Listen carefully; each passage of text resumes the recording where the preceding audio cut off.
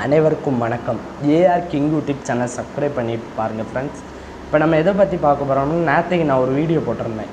அந்த வீடியோலேருந்து நம்ம குரூப்பில் தான் போட்டிருந்தேன். AR king YouTube channel group வச்சுருக்கேன். அந்த குரூப்லேருந்து ஒரு நண்பர் கேட்டிருந்தார், நீங்கள் என்ன கட்சியில் இருக்கீங்க, எந்த கட்சிக்கு உங்கள் சப்போர்ட்டு? நான் கட்சியில் இருக்கிறது, கட்சியிலலாம் நான் இல்லை, ஆனால் காங்கிரஸ் கட்சி தொண்டனாக இருக்கிறேன். உண்மையாக நான் சொல்லிக்கிறேன், காங்கிரஸ் கட்சி. ஏன் நீங்கள் இளந்தலைமுறை எல்லாம் வேறு கட்சிக்கு போகிறாங்க, நீங்கள் ஏன் அந்த கட்சியில் இருக்கிறீங்க? அதை பற்றியும் கேட்டுருந்தாங்க, அதை பற்றியும் பேசுகிறேன். அதை பற்றி பேசணுன்னா நான் இருக்கே போகிறேன். எனக்கு சிறு வயதில் இருந்தே ஒரு 2014 இருந்து எனக்கு காங்கிரஸ் கட்சியை பிடிக்கும். அந்த இதில் இருந்து நான் காங்கிரஸ் கட்சியாக ஆகிறேன். அதனால் சிறு வயதுலேருந்து காங்கிரஸ் கட்சிக்கு மேல் ஒரு ஈர்ப்பு. அதனால தான் நான் காங்கிரஸ் கட்சி ஆதரவு. நிறைய பேருக்கு இருக்கும், ஒரு கொள்கை இருக்கும், அது இந்த கட்சி மேலே ஈர்ப்பு இருக்கும். அதனால் அவங்களுக்கு பிடிச்ச கட்சியில் அவங்க இருக்கட்டும். யார் வேண்டாலும் எந்த கட்சியில் வேண்டாலும் இருக்கலாம். மக்களின் ஒருவனாக இருந்து யார் வேண்டாலும் குரல் கொடுக்கலாம், எந்த கட்சியில் இருந்தாலும். அது காங்கிரஸ் அல்ல, காங்கிரஸ் இல்லை பாஜக இல்லைனாலும் பிரச்சனை இல்லை. எந்த கட்சியில் இருந்தாலும் நம் மக்களுக்கு பணியாற்றலாம். பாஜகவில் இருந்தால் என்னன்னு நான் பாஜகவில் அடிப்பட்ட தொண்டன்கள்லேருந்து வேலை செய்கிறாங்கன்னு கேள்விப்பட்டேன். ஆனால் மேல் இடத்துல இருந்து வேலை பார்க்கல. அந்த இடத்துல பலமான வேட்பாளர்கள் இல்லை.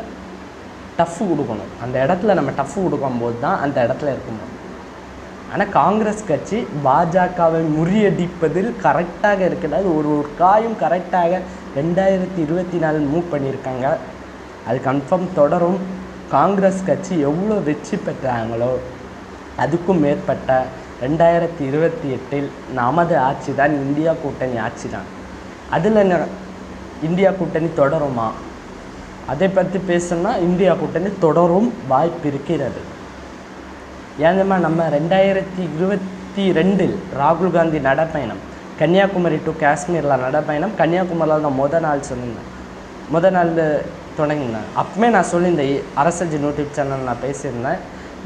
ஏன் காங்கிரஸ் கட்சி சார்பில் எல்லாம் கொள்கைகள் வேறுபட்ட கட்சிகள்லாம் இருக்குது, அவங்க எப்படி ஒன்றிணைவாங்க கேட்டிருந்தாங்க. நான் அது பதில் சொல்லியிருந்தேன். எல்லாம் ஒன்றிணையணும்.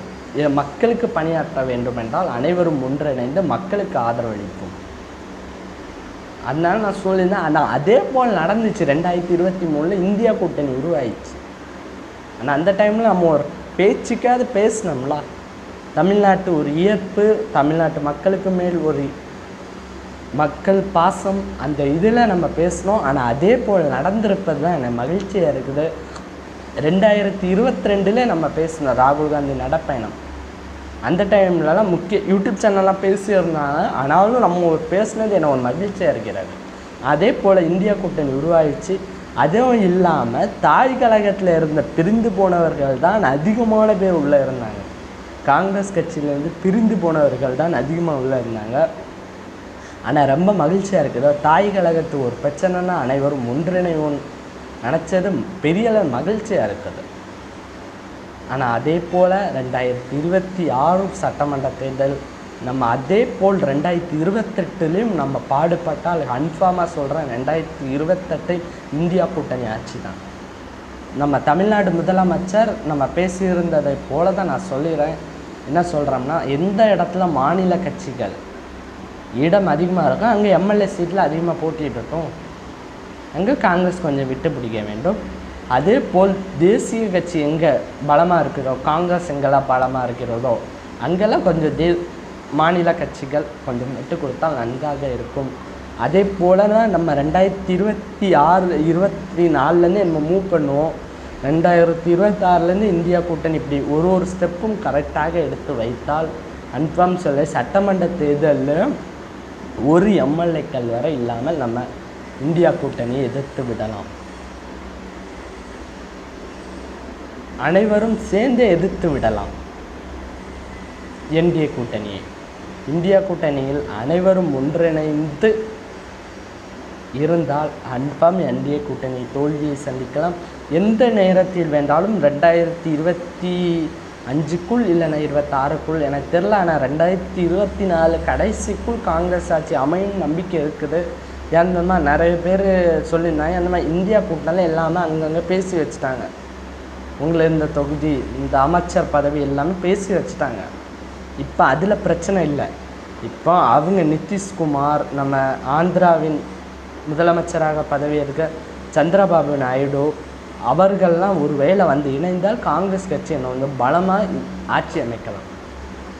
அதுவும் இல்லாமல் நம்ம நிதிஷ்குமார் அவர்களை பற்றி பேசணும்னா, முன்னுக்கு காங்கிரஸ் இந்தியா கூட்டணியில் தான் இருந்தார்.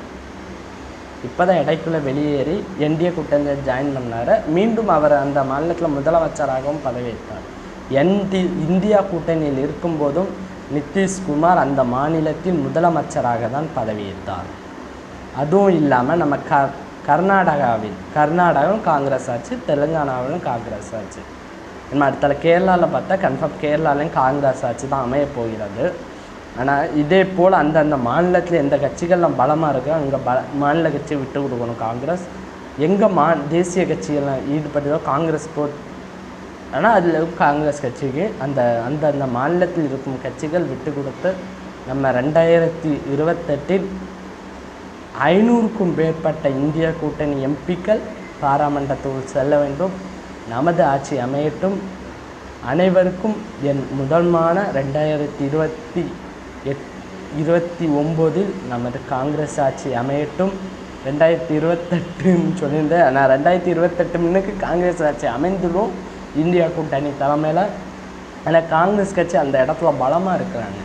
இப்போவுமே எல்லா இடத்துலையும் பேசி வச்சுட்டாங்க, எந்த நேரத்தில் இருந்தாலும் ஆட்சி அமையலாம். ஆனால் இவருக்கு இவ்வளோ அமைச்சர் பதவி எல்லாம் பேசிட்டாங்கன்னு நினைக்கிறேன்.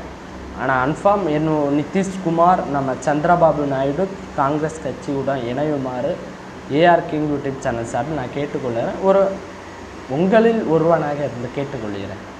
ஏன்னா இப்போது நம்ம பாஜக ஆட்சி 2 முறை கர்நாடகா என்ன செஞ்சுருக்காங்க, ஆந்திர பிரதேஷ் என்ன செஞ்சுருக்காங்க அவங்களுக்கே தெரியும். சந்திரபாபு நாயுடு அந்த மாதிரி ஜெகன்மோகன் ரெட்டி ஆச்சுன்னு.